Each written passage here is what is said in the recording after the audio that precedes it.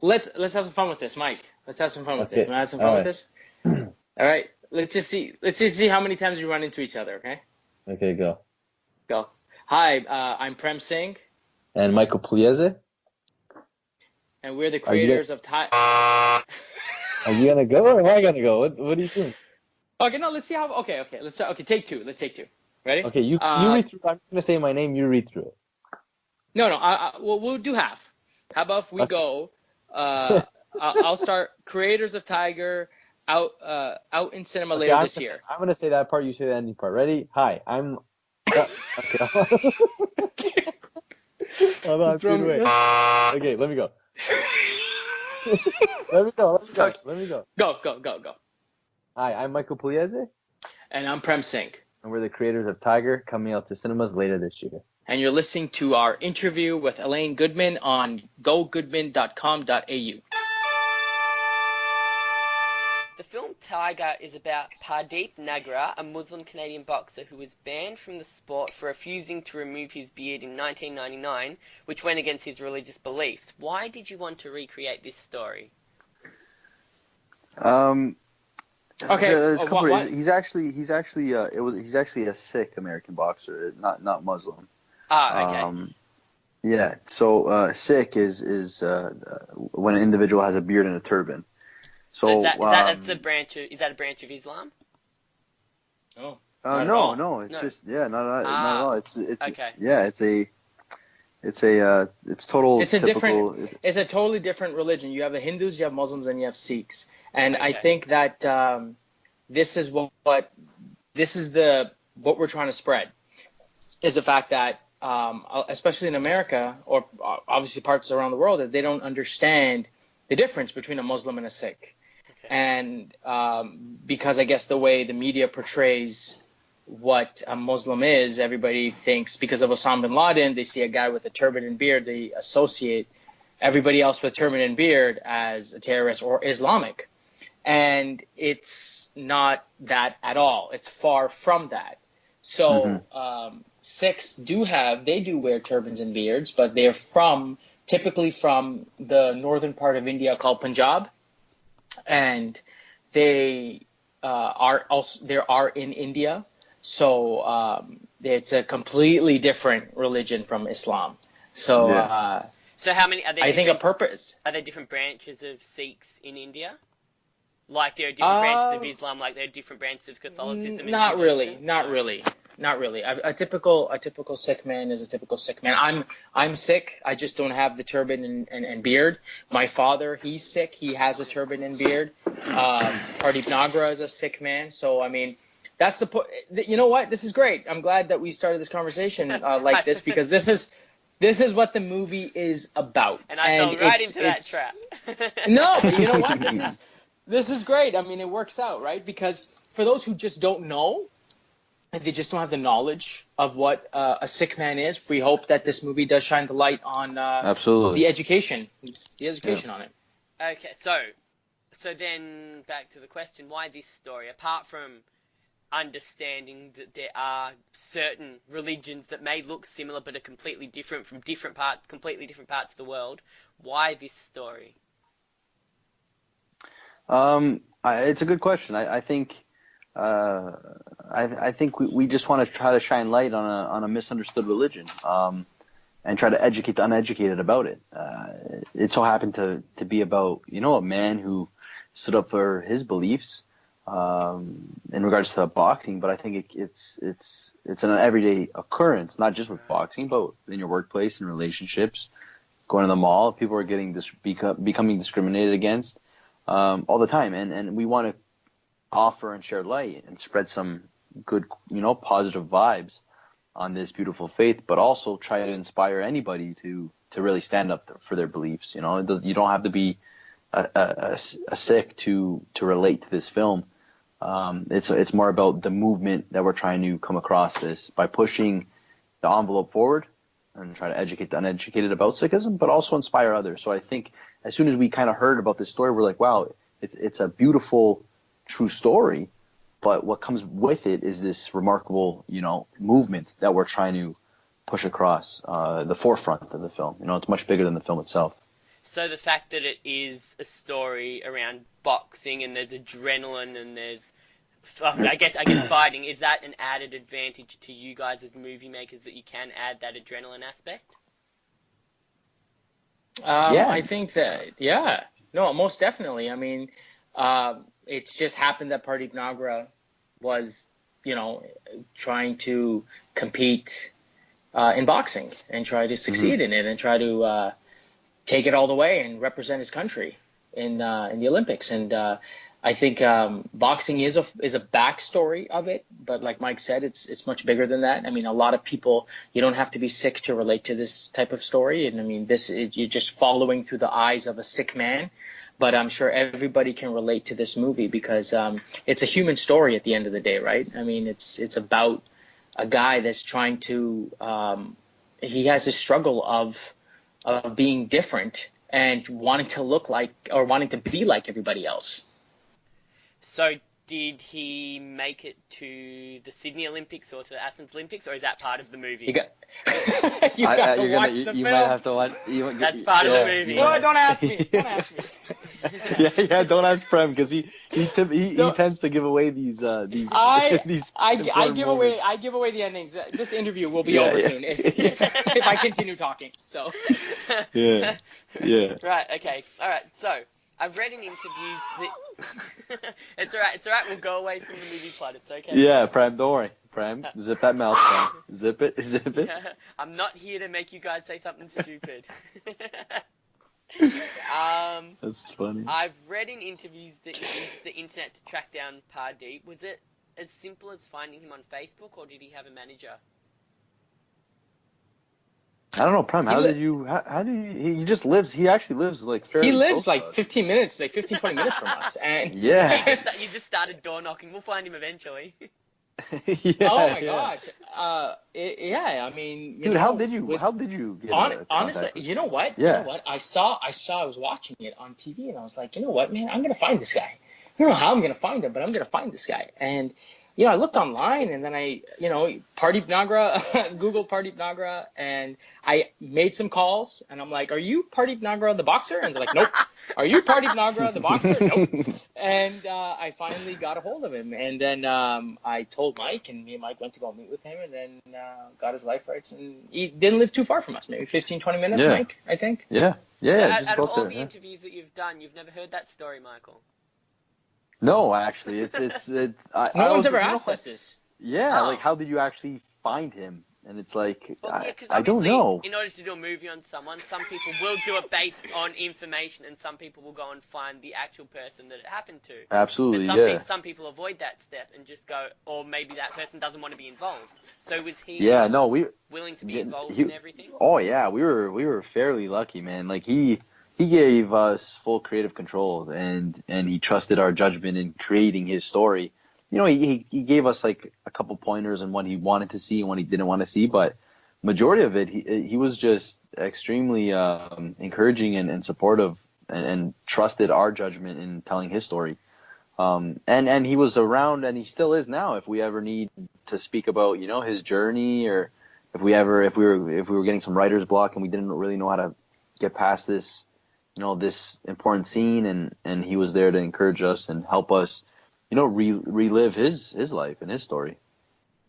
Right. So how hard is it to make that adaptation from real life to Hollywood? Were there any like areas that you had to be sensitive of, that he was like, yeah, just be careful of this part, you have to be accurate, or don't put this part in, that's too personal? Or No, he really trusted our judgment. I think he kind of gave us his story, and he has this big book, man, with like every article, every photo that was ever taken through this process, and he kind of gave it to us for X amount of years for us to look at and take in everything. So we kind of just followed that path on what he took, and then when we had questions, we would meet up and he would kind of help us go through it. But other than that, there wasn't anything specific that we left out, and it was really up to us to create that appeal to the cinematic world, to make it appealing for us.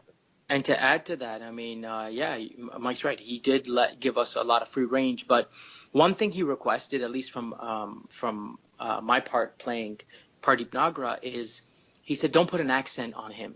Don't make him, even though he's not. And Hollywood has this way of portraying Indians from India a lot, and Pardeep doesn't have an accent. Pardeep he's born in North America. He's born in Canada. And, the one Hollywood aspect that he was afraid of was, are we going to put an accent? Are we going to Indianify it too much? And I think he's very proud of the film, and we stuck to that. So. And which leads on to my next question perfectly. Prem, you said you played Pardeep. Did you have set questions to ask him in order to work out how to play him? Yeah, we spent some time together. I trained with his boxing coach in Toronto called Dwight's Boxing Studio, and he was, was very helpful.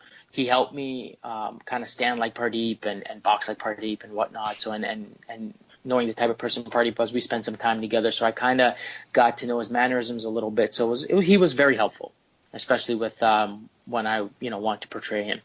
What was some of his physical and emotional attributes you focused on in order to play him? I think I spent more time on the boxing.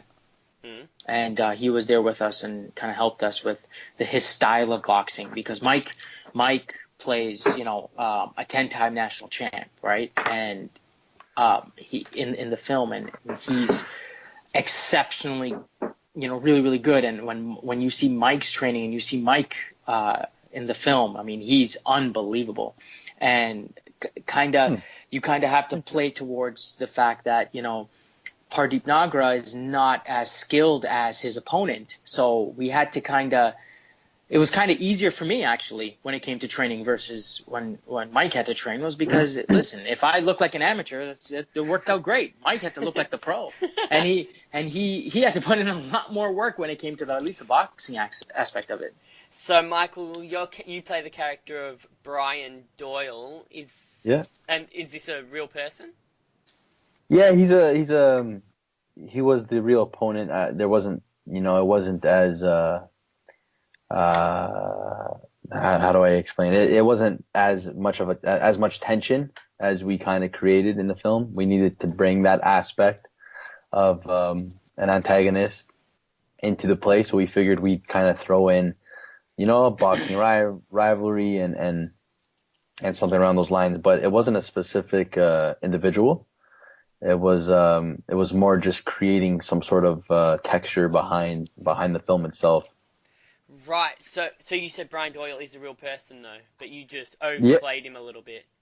Pretty much, yes, so exactly. Did you meet him? No, I didn't get a chance to meet him. No. He doesn't even go by the name Brian Doyle. There was a competitor in his gym that he had, I guess a competitive edge towards, and they were both kind of competing for the same spot. So we figured that would be a fun little way to tamper with the story and the way it's portrayed. And obviously we created the name, we created the character itself, but there was that rivalry with him and another boxer within the same gym that kind of went to the ending, just as it does in the film. And then, now this is another one of Prem's tricks. By looking through the phone book, then you got Mickey Rourke by tracking him down. You looked through the phone book and then you found his gym. Honestly, that's right. Yeah. This thing is getting too much, because like we're gonna be known. We're gonna get a criminal record. Like, we're gonna get arrested after all this is done. How long did it take you, in your opinion, to sell the movie enough for him to commit to it? What was that moment, or what was that sentence that you just saw that he was like, yeah, okay, this sounds kind of cool? I don't know. I don't know if there was like a specific moment, but I think him just giving us the time of day, and really being able to have this lengthy conversation with him outside of the boxing gym. So we were in the gym. We were boxing. He was training downstairs in the underground. And you waited there you were training there for like 45 minutes before you rocked up. So yeah, I've done my research. Yep. It's like 6 hours. Yeah, you have done it. So we we were there, and then he was downstairs for like 45 minutes to an hour, and then we were there for a little bit longer, and then he got a chance. He gave us a time. We went outside with him, and where it was much more quiet. In the boxing gym, it's a bit loud, but he gave us the time, and he really wanted to. He asked a lot of questions, and he wanted to know where we were with the film and how we felt, and I think after that talk we had with him, it was then we had to approach it in the proper way, going through the proper channels, through the agencies and the managers, but we wanted to get him aware of the film, aware of us, and aware of the movement that we're trying to portray before we go into the regular channel. It just sounds like somehow you tracked him down. Like, have you heard of? Does this happen in Hollywood? Is it? I guess it's like a perfect like movie ending where you track him down and he says yes. Like, it's all romantic movies. Like, happily ever after, Yeah. I don't think that's normal. No, to be honest with you. Yeah, I don't think that's a normal thing, and I don't, we don't encourage people to do what we did. But we always say that, we always say to each other, and we say to other people that if you have this burning desire and you have this desire, you will find a way, you will figure out a way. And we found a way, we found an opportunity, and respectfully, I emphasize that, respectfully, pitch the idea. And because the thing is, we are moving towards a strong movement, and it's much more bigger than the film, and I think Mickey saw that as well. A lot of our producers saw that as well. Our director, Alistair Grierson, he's also from Australia, by the way, and he saw that. And the support we got from the people that are on our team and on our side is truly remarkable, and I couldn't be happier.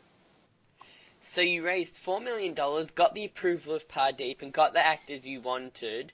Were there backup plans along the way if one step didn't work out? I think throughout this whole journey, writing the screenplay, raising the financing, getting the cast, we never really had a plan B. We never really had a backup plan. It was really because we feel like your plan B kind of takes away from your plan A, and we wanted to focus all of our time, effort, and resources on our plan A, and we wouldn't stop until we kind of achieved that. So, was there a plan B? I don't think there was. There was a couple times when we kind of had to contemplate if these were just the right decisions, the right moves. Are we going to be making this movie? Is everything going to be happening? So we had those doubts. We were human, but as a plan B, I can't say that we had it. I think we always just I think we just pushed for everything that we kind of wanted, and we fought for it, and I think that's why it took so long to make. We started writing the screenplay in like 2011. 2010, wow. and we got it made in 2015, the end, so like 2016, so I think that's why the process took so long. But like Prem said, we couldn't both be happy with the way it all turned out. I saw a Will Smith quote that it said like there's no reason to have a plan B because it distracts from plan A, but at some stage you've got to have like even the slightest idea, like if this doesn't work out, unless you just keep pushing and pushing, even if you have backup actors for the movie. Did you have anyone else in mind apart from Mickey Rourke? I don't think so. I don't think we did. Wow. We were big fans of The Wrestler, and Mickey, being a boxer himself, he knows what it's like to get in the ring. He knows what it's like. He knows the adrenaline of the crowd and getting his face smashed in. I mean, he knows that kind of stuff. He knows the mental game behind it. And what he did with The Wrestler, when Mike and I, when we realized, Mickey is a great choice just because of what he comes with. And we felt, and we knew we were going to get him. And we kind of felt that we were going to, and if there was going to be another actor, I don't think it had come to our mind, because by the time that happened, we got Mickey. Now, I read you guys met each other in an acting class, but why did you click? Were you both there wanting to get into show business full time? Did you have a similar aim or similar experiences? What was it? I think for me, I'm somewhat of a competitive guy, so when I went into acting class, yeah, I love being in front of the camera. I think I always did since I was a young kid, and then I was doing a couple films here in Toronto, and I wanted to just improve on my craft. But the moment I joined this class, you see a guy like Prem who's just incredibly talented, and he's in front of that camera doing his thing, and it made me want to. I'm like, wow, he's like one of the best guys in the class, in a way, and I felt like he was very come on, strong. he's being nice. No, I'm just, and I. Aww. Yeah, no, but I'm gonna say it how it is. right. I'm gonna say it how it is, and then it made me want to get better, right? Because he was so good, and then I wanted to be in a scene with him, and then I think we had both had that competitive edge that kind of just landed us together, and we had the same, we had the same goals, desires, the dreams, ambition, work ethic, and it kind of just clicked. Yeah, no, to add to that is, even when I again, right, like we work really well together. Mike is not only a great actor, but he's an amazing writer. And I know Mike is here, and I know we're kind of like, see, this is competitive right now, because he praised me, and now I gotta praise him back. You've got to out-compliment each other. You know what I mean? I gotta out-compliment him. So it's kind of like, This is exactly what we're talking about. Like, we're always trying to outdo each other, but we're on the same wavelength. And I can't emphasize that enough in all the interviews we've done, is that we just know each other so well. And when you guys see the film, you guys will never suspect that we are like brothers, and which is why it was so much fun to work with Mike. And when we did scenes, we worked many years in acting class together. When we did scenes and we would work with each other and we try to outdo each other and bring the best out of each other, we would be crazy if we didn't go out and create a film ourselves. Mm-hmm. And I'm glad we did, because look at where we are today. I think Prem wins. Yeah. When it comes to compliments, man, yeah, I can't outdo him. You can't outdo him. That's why I have to go first. I have to make sure I go first. then he comes in with that. Now, and you're both from Toronto. You look like quite close to each other. Are there plans to move to LA anytime soon? Yeah, we're working right now with an immigration lawyer. We're trying to go through the right steps, and we've been traveling to LA more frequently now because of the film, because of the press. I think the goal is eventually to move down there for a time being and see where it takes us. But we're going through the right and the proper channels and steps and getting that done. Yeah, Prem, are you keen on moving to LA? A little nervous, Mike is like, he's ready, man. He's always ready to go, and that's what helps me get through a lot of stuff, because he's like, still listen, going, dude, Michael. we're ready. He's still going. Yeah. No, but it's serious. I can never win. I tell you. In all seriousness, though, we're excited for it, man. We're excited for a change. We're excited for, what the future holds for us. But yeah, LA is a place where you kind of have to be, and we're gonna do it, man. We'll end up doing it. In regards to acquiring Mickey Rourke, has that instilled a confidence in you that you can get big names for your next few projects? Do you have names in mind for future productions? Do you think you guys will work together on another couple of films, or?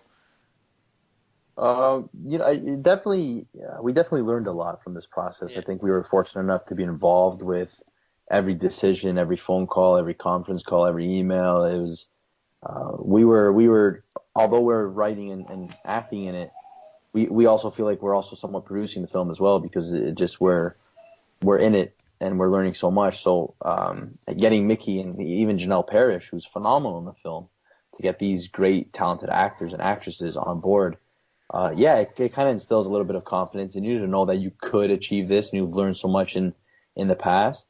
We are writing a couple of screenplays as we speak, but it's really hard to focus on it when we're spearheading and going full tilt with Tiger. But Yeah, I think who knows what the future holds, and Yeah. So we'll definitely be able to work together. Yeah. how far in advance can you think when you've got a movie already coming out? Can you plan on working together a few more times, or do you just when you move to LA, you just have to take what you get, or do you think you'll have an opportunity to keep working on the side together and see if we can get another few projects up? I think Yeah, I think that we have a company yeah, called Running Tiger Films, yeah. and we produce shorts, features, and television shows. And I think when the opportunity arises, I think it'll be a good time, and we'll both feel it. No, Prem? Yeah, yeah, you know what? Honestly, I was just gonna say that. I was like, the next time we do this, it's gonna be as special as Tiger, you know. So it's not something that we're gonna run into and rush into, but you know, we definitely will be doing another project together. What kind, when, we have no idea. Yeah.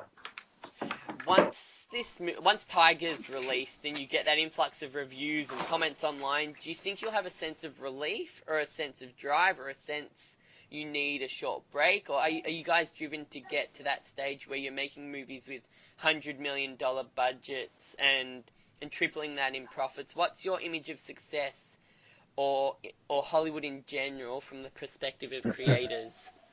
Go, Mike. Wow. This is a good one because we're both very different when it Yeah, comes to these type of things.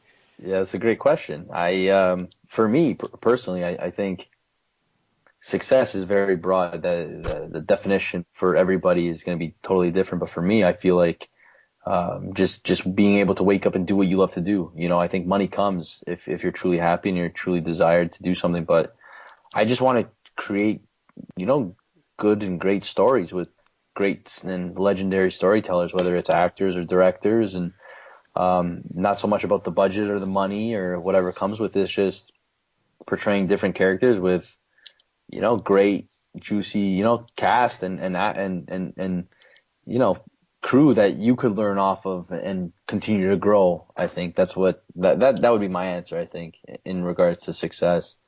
And hopefully, yeah, after Twin Tiger does come out, there will be a lot more doors opened for that. But Prem is different. Prem wants to do these major blockbusters. He wants to, kill the action game. Michael just wants to be happy. Yeah, I just want to be happy, man. I just want and that's why, like, when you see, like, we're the same, but we're very different at the same time.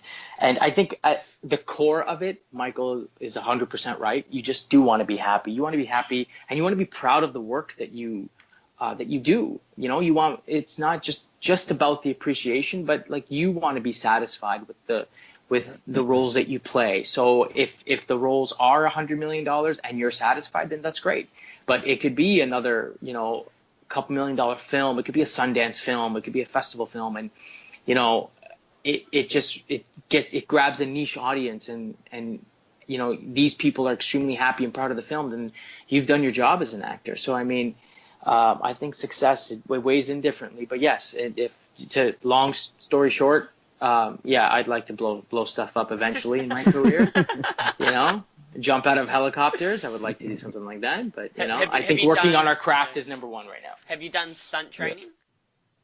I have done a little bit of stunt training. Yes, I have. So which is why I love the adrenaline of doing stuff like that. Yeah. So but I think the most important thing is being respected by your peers.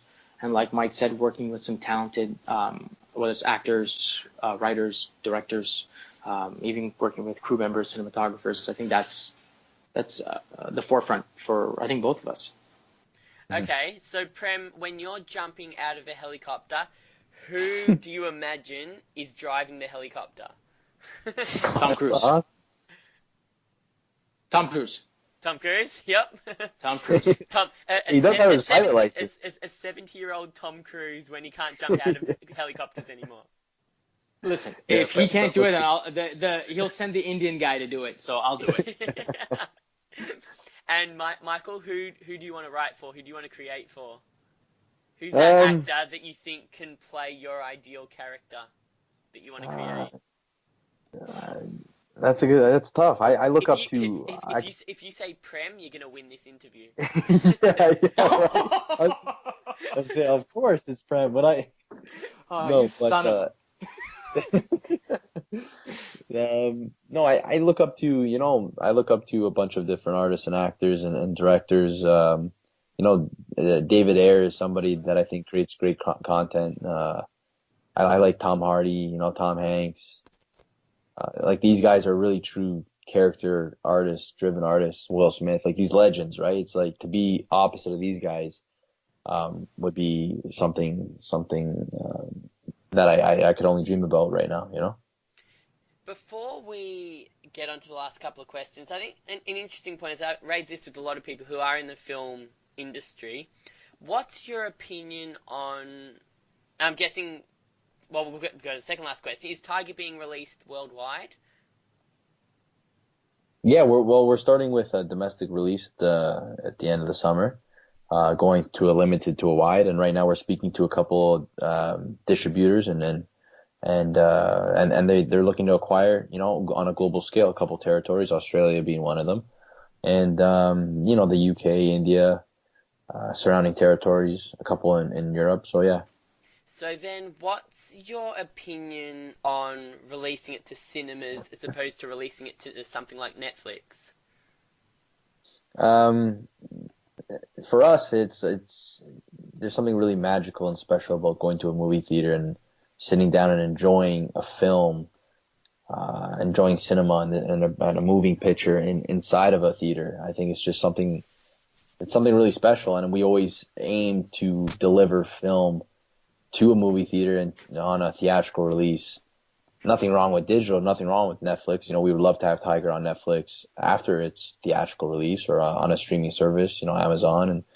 But there's something special about, leaving the house and buying popcorn, getting some M&Ms or some, Coke and sitting down and relaxing for 2.5 hours. When you're in a theater, all your problems go away. You're not answering your cell phone, you're not getting up, the kids aren't yelling, you got to pause it. It's just, you're there, you're immersed in the story, you're relating to these characters, and your problems kind of leave for 2-3 hours. And I think that's a special thing about movie theaters and cinema in general. So theatrical and movie theaters is something that we always stand for and are definitely passionate about it. Do you get that? Do you want to add to that, Prem?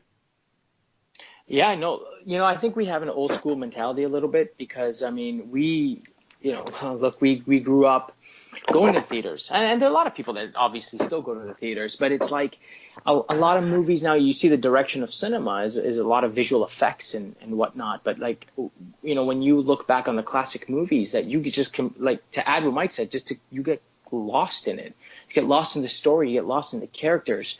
And, we want to create content like that again, where people can just go and forget about their problems or go and see someone like them. And, I think, with the way the world is changing, you can go and do that again. And we want people to go and do that, especially with a film like Tiger. Go ahead and get lost in the story. And, I guarantee you a lot of people will love a film like this. So I think cinema is still important, and I always encourage my friends and family to go to the theaters because trust me, you'll get lost in it. Put your phone away, like Mike said, no kids yelling, nothing. Have popcorn and enjoy the film.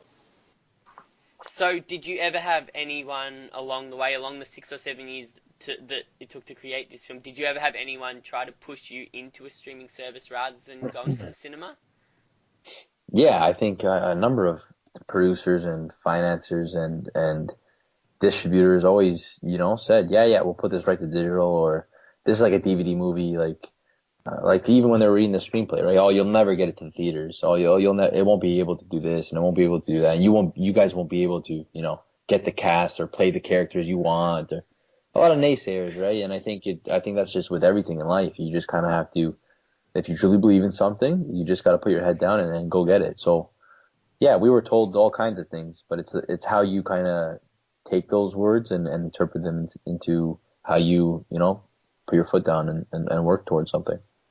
So when does Tiger come out? We're aiming at the end of July, beginning of August, limited in North America, and then it's going to go to a wider release. Does that include And Canada? North America? yeah. Yeah. That's Canada and the U.S. Yeah. And then we're speaking to a couple of distributors right now who are interested in taking this on a global scale in a couple territories. So hopefully, it's all released on the same date. So it might be released worldwide on the same day. Yeah, it depends on who. That's good. Yeah. That's good. No, they've started doing that a lot these days, releasing movies worldwide all on the same day. So obviously, there's no spoilers. No one can stream it from the other side of the world or anything like that. So that's good. Yeah. That's a good thing. The whole world is connected. So, creating a movie like this, are you like getting interest from all different parts of the world? Are you seeing how connected the world actually is? Yeah, I mean, it just started now, I mean, when we start talking to guys like yourself, and then we had a publication in Argentina, talk about the film. I mean, it's growing. I mean, especially outside of India, I mean, we haven't hit it yet in India yet, and I'm sure that's just a matter of time. But like, I am a little surprised on other territories that we're getting interest from, and I think it's great. Yeah, I also think it's because it's more than just a Sikh-based film. I think it's people are interested on hearing more about this beautiful religion, but I also think it's more that anybody could kind of relate to, or become inspired to do something out of the norm or against the grain. So I think that's what's really interesting about this movement. And finally, where can people find you guys? Follow along with your careers, to find out when Tiger's coming out, see you guys interact every so often. I'm sure you guys have little arguments on Twitter for people to enjoy. Surely. Yeah. We just took over an Instagram page, and we kind of did that exact thing. But you could find us on Instagram, Twitter. My handle is MJ Pugliese is my last name, and how do you say that? Pugliese. Pugliese. Oh, so it's not the Australian version would be Pugliese. Pugliese. Yeah, Pugliese is even here. People couldn't pronounce my name when I was younger, so they would just call me Pugs because of it. So that was kind of my going name. So where's Pugliese from? It's Italy. Italy. Cool. South, Calabria, the southern part of Italy. But yeah, you can find me on Instagram, Twitter, and Facebook at that handle there. And Prem? You can find me at Team Prem Singh for Instagram, Twitter, and Prem Singh on Facebook. Pretty simple. So you guys can find me there. Right. And we can give you all the updates on Tiger. And I've seen from the articles I've read, you guys have been called the new Affleck and Damon. Is it? No. Ben Affleck? Yeah, Ben Affleck, the new Affleck and Damon. Is that annoying? No, I don't. Not at all. I think it's interesting. It went through this whole process, and we kind of looked up to these guys. Like these two guys wrote a screenplay and got it made, and then were actors in it. And it's like, if these guys could do it, why can't we? They kind of paved the way, and we always, they're look at them, man. They have thriving careers, and it's really special actually to be mentioned in the same breath of air as those two guys. To be honest with you, and one of them's not allowed on Jimmy Kimmel. So which one of you guys is going to upset Jimmy Kimmel? I will never go on Jimmy Kimmel now because I'm the Matt Damon of the group out of the two of us.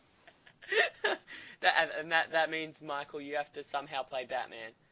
Yeah, no, I'm already trying to get in it, so we'll see what happens with that. Guys, it's been an absolute pleasure. Thank you for doing the interview and getting it all set up, and welcome to my bedroom. But I hope you guys have success with Tiger. I hope it comes out to Australia. It definitely sounds fun. I do a lot of boxing with my trainer, so I like a good boxing movie. He's trying to get me to watch Rocky 2 through 7. I saw one ages ago and there wasn't much boxing in it. So he's trying to get me to watch Rocky 2 through 7. If I can get him onto a new boxing movie, he's going to be very proud of me. So make sure it comes to Australia. And, good luck with it. Thank you for doing the interview. Thank you so much. Man. We had a great time. Thank you. We had a fun time, man.